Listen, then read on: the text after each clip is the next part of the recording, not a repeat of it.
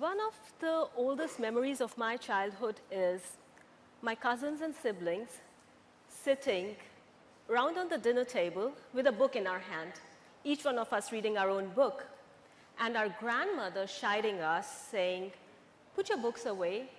Mealtime is for communication, for talking, for interacting."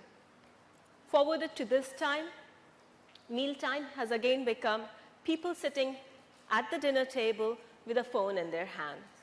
Interaction has reduced, but I still feel it was better to be chided for reading a book than being chided for interacting with others through your phone instead of the person sitting right across you who can be your family or friends. Pandemic made it compulsory, almost mandatory, for every child to have access to screen, whether it's a smartphone, an iPad, a laptop computer, whatever you say. There was an immediate access to the world outside, the world which was there for access to education. However, it led to access to social media. I do agree that mobile phones and devices and digital world needs all of this from us. And every generation has to adapt. Change is inevitable. Survival of the fittest, I agree, Thornbill said it. However, adaptability has to be done into degrees. A total change can affect you negatively. Over the years, I have come across cases of addiction, mostly drug addiction.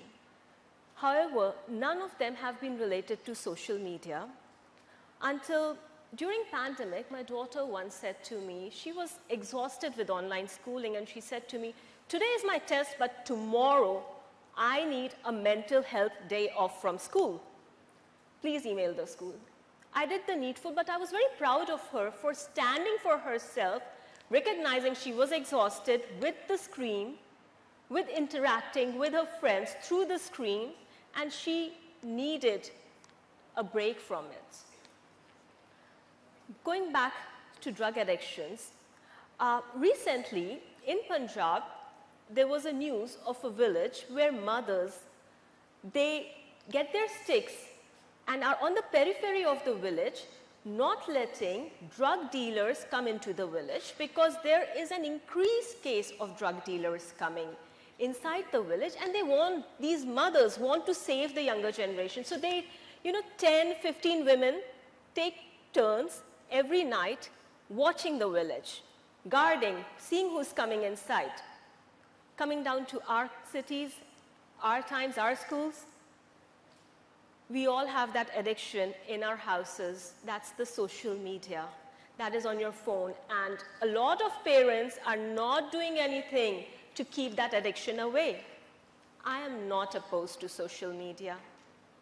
In fact, I have used it over the years for spreading awareness, legal awareness. However, the issue is how it is affecting your mental health. See, when you're using your phone and you're scrolling like this, if you look at it, the casinos have slot machine. They also work like this. It's a downward motion, and social media is designed that way.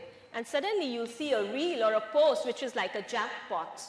And you'll save it, or it will influence you. And if you are saving it, you're going to be shown similar reels or posts. And that is going to influence your behavior.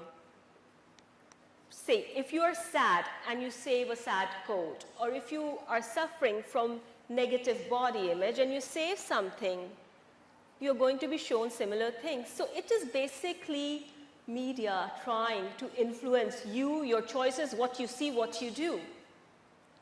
Surgeon General of US recently warned that social media is affecting mental health of the youth, especially teenagers. In fact, there are multiple lawsuits pending, sub judice, which are claiming that the mental health of the current generation is being badly affected due to the over access of social media. See, use of a platform is acceptable It is when we start overusing, that is what leads to abuse. What is addiction?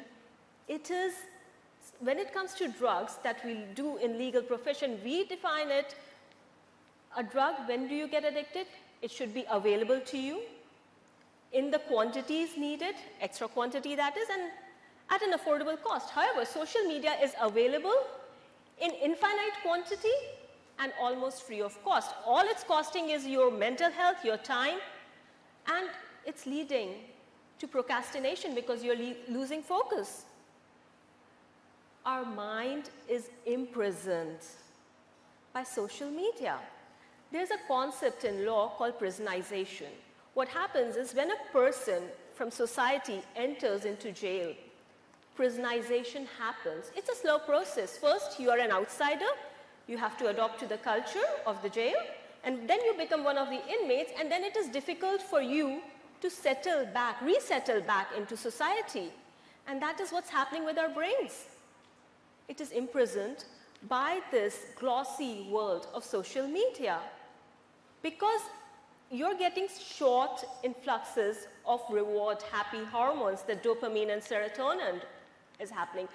It's changing the neuroplasticity, it's creating new neural pathways, it's changing the way you think, you act, you do everything. So what you're doing is you're forgetting your homework, you're not spending time with your friends, you're losing out on hobbies, and you're just going back to your home, locking yourself in a room, and with shutting that door, not only are you shutting the door to your room, you're also shutting the door to the outside world.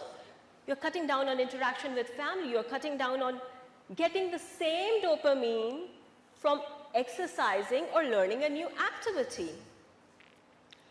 What we go for is a person who has this many followers. It makes you want to follow that person because it looks like this person is entitled or what they're saying has credibility. Followers don't have credibility. What you read on WhatsApp, what you read on social media, a lot of that is not even vetted.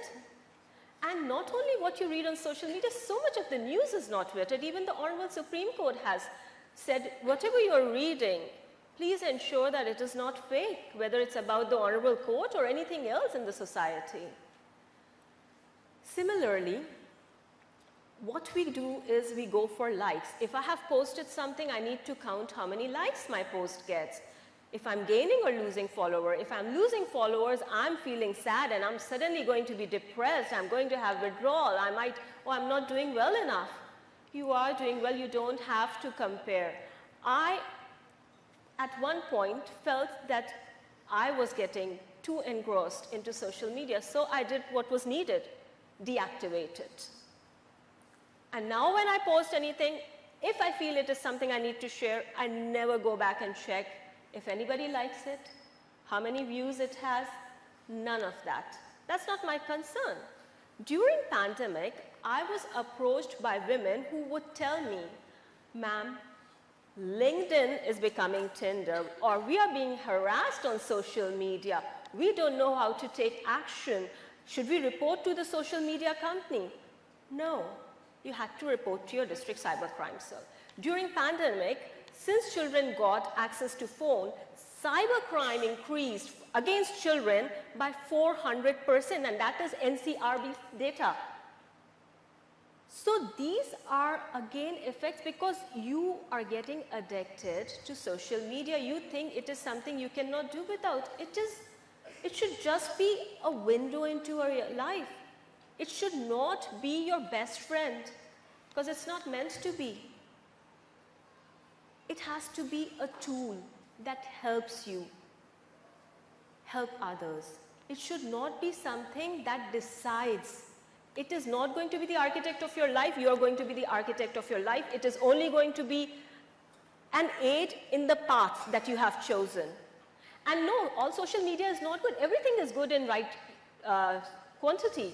Say, for example, there is so much activism happening on social media. There are environmental activists, I'm not going to take name of, who have used social media to spread awareness. I use it for spreading legal awareness because I feel there are so many people who are afraid to approach courts and police stations because they're afraid of the legal maze. So I want to help them by spreading legal awareness. You can help them by spreading whatever info, vettable info you have that can be shared. Use it as a platform to create something good. And even for college applications, all colleges, most of them that I know of, are checking your social media profile, even if by a third party. They want to know, what are you adding to the community? What character are you bringing to the college? It is no longer about just you, your grades, and what you have done. You have to build a dynamic presence. You use it as a tool to express your creativity. For us to be successful, we have to be productive. And to be productive, we have to control our time. To be able to control our time, we have to control our device usage, and for that, we have to control our minds.